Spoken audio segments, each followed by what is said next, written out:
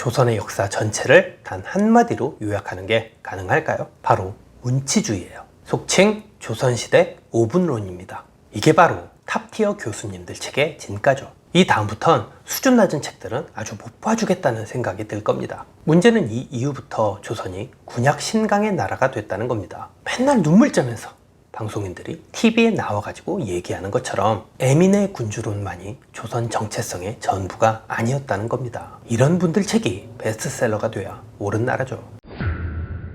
안녕하세요. 리터러시 교육 채널 언어의 정원의 대표 이동규입니다. 오늘 지식의 정원 코너에서는 역사와 관련된 얘기를 좀 해볼까 합니다. 조선시대를 이해하는 핵심 키워드 또는 핵심 개념어를 알아보는 시간을 가져볼까 하는데요. 강의의 이름하여 10분 안에 끝내는 조선의 역사 요약입니다.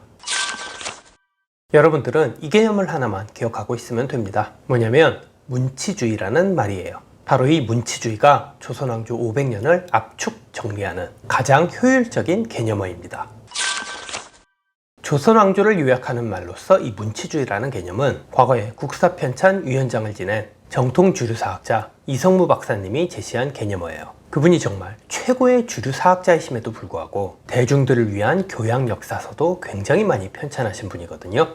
조선왕조사, 조선을 만든 사람들, 단숨에 읽는 당쟁사, 또 조선시대 인물사, 명장, 열전 진짜 엄청 많아요. 전자책 플랫폼에 들어가면 당장 볼 수 있는 것들도 이 중에 있어요. 그래서 전 학부모님들이나 수강생들한테 TV에 얼굴 자주 비추는 역사 관련 방송인들의 책을 보느니 차라리 이 이성무 박사님이 쓰신 대중서를 시리즈로 읽으라고 권유하는 편이에요. 그만큼 우리 대중들이 역사를 똑바로 인식하는 데 있어서 정말 최고의 희생과 공헌을 해주신 분이죠. 솔직히 이런 분들의 책이 베스트셀러가 되어야 옳은 나라인데 말이죠. 제가 늘 말씀드리는 거지만 이 인류학자들은 아무리 복잡다단한 사안들을 다루더라도 그 전체를 꿰뚫어버리는 거대한 핵심 개념을 정확하게 포착합니다. 이게 제가 강의에서 늘 강조하는 메타 컨셉이기도 하고요. 바로 이 맛에 탑티어 교수님들의 책을 읽는 거죠. 이 맛에 길들여질수록 내 독서 레벨도 올라가는 거라고 보면 됩니다. 이 맛을 한번 제대로 느껴본 사람은 절대 이제 수준 낮은 책은 못 봐요. 눈에 잘 안 읽혀요. 이게 썽에 안 차거든. 어쨌든 각설하고 이 이성무 박사님이 연구해보신 결과 조선왕조의 기본 성격은 이렇습니다. 주자학, 그러니까 성리학의 일종이죠. 이 주자학을 무기로 내세운 지식인 관료층이 왕권과 협력 또는 대립하면서 중앙집권적으로 다스린 나라. 예를 들어 일본과 비교해봤을 때 일본은 사무라이 같은 무사들이 정권을 장악한 나라죠. 반면에 당시 중국의 명나라나 조선은 학자들이 권력의 핵심을 이룬 나라라는 거예요. 그래서 글을 공부한 사람들이 다스린 나라. 그러한 의미에서 조선왕조가 문치주의의 나라라고 규정한 겁니다. 맨날 눈물 짜면서 방송인들이 얘기하는 것처럼 에민의 군주론만이 조선 정체성의 전부가 아니라는 겁니다. 문제는 이 문치주의 때문에 조선이 군약 신강의 나라가 됐다는 겁니다. 군약, 임금의 권한이 약하고 신강, 즉 신하의 권력이 강한 나라라는 의미죠. 이건 청나라 강희제가 현종에게 했던 말이기도 해요. 이성무 교수님은 조선시대를 시기별로 크게 5등분을 했어요. 소위 조선사 5분론이라는 아주 독창적인 시대 구분론입니다. 첫 번째는 사대부 시대입니다. 태종 때부터 대략 세종 때까지인데요. 고려시대 때의 토후, 그러니까 지방 세력가들이 과거 시험을 보면서 대거 중앙정계로 몰려든 시기입니다. 둘째는 훈신시대입니다. 주로 세조 때부터 연산군 때까지의 시절입니다.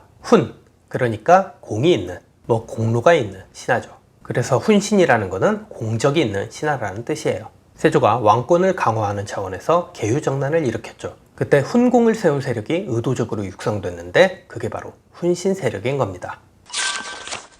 자, 세 번째는 중종 때부터 영종 때까지 이어진 사림시대입니다. 사림, 유림이라고도 하죠. 아주 거칠게 표현하면 유학을 신봉하는 무리인데요. 훈신 세력을 제압하기 위해서 그 대립 세력으로 사림이 중앙정계의 요직으로 진출하기 시작한 겁니다. 사실 사림들은 사화라고 불리는 각종 참사를 당하죠. 무오사화, 갑자사화, 기묘사화, 을사사화, 다 이런 게 사화들이죠. 그럼에도 불구하고 이 사림들은 어떻게든 살아남아요. 그러면서 점차 정계를 석권합니다. 우리가 잘 아는 퇴계 이황, 율곡 이 이런 분들도 사림 세력이었습니다. 그 다음 네 번째는 영조 때부터 정조 때까지 이어진 탕평시대입니다. 제가 앞서서 사림 세력이 확실한 권력층으로 자리매김했다고 했죠. 그런데 이 이후부터는 지들끼리 아주 심각한 자체 분열을 해버리기 시작합니다. 우리가 흔히 알고 있는 것처럼 동인, 서인, 노론, 소론 이러한 붕당 정치가 극을 달리기 시작한 거죠. 이게 영조가 즉위할 무렵까지 굉장히 심해져요.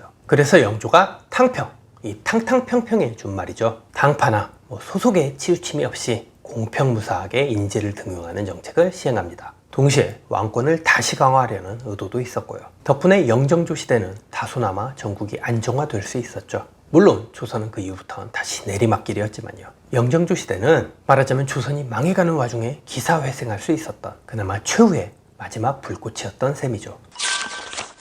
자, 이제 다 왔습니다. 마지막 5번째 시대는 순조부터 조선의 마지막 왕이었던 순종 때까지 이어진 속칭 외척 시대입니다. 실질적으로 조선이 아주 망국의 길로 확실하게 접어든 시대죠. 안동 김씨, 풍양조 씨, 영흥민 씨, 가장 유명한 조선 말기의 3대 외척 세력입니다. 이 가문들이 시쳇말로다가 지들끼리 다 돌려먹고 헤쳐먹는 전횡을 저지른 거죠. 이렇게 유구했던 조선 왕조는 열강의 침략 끝에 안타깝게도 결국엔 일본의 지배를 받게 됩니다.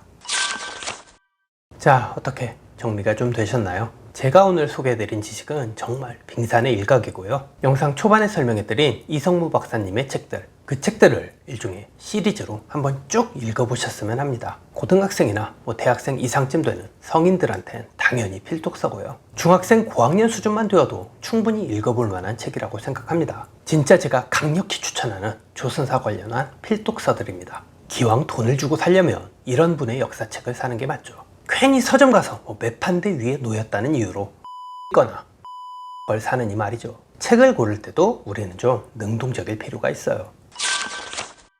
마지막으로 제 채널 강의 영상에서 늘 그랬듯이 오늘 강연 내용과 관련한 테스트용 문제 글쓰기 스피치 발제문을 드리겠습니다. 제가 직접 쓴 예시 답안이 필요하시다거나 본인이 직접 쓴 답안을 첨삭받고 싶으시다면 영상 아래쪽 설명란에 적힌 안내사항과 링크를 참조해 주시면 됩니다. 제가 자주 영상에서 말씀드리는 것처럼 유튜브 강의를 보고 듣는 걸로만 끝내는 것보다 직접 글로 쓰고 말로 표현하는 것만큼 머리가 좋아지는 공부법도 없습니다. 부디 여러분들의 그 좋은 머리 썩히지 마시고 꼭 한번 풀어보세요. 그럼 오늘 영상은 여기에서 마치겠습니다. 지금까지 시청해주신 점 감사합니다. 오늘도 여러분들 모두 지적인 하루 보내시길 바랍니다.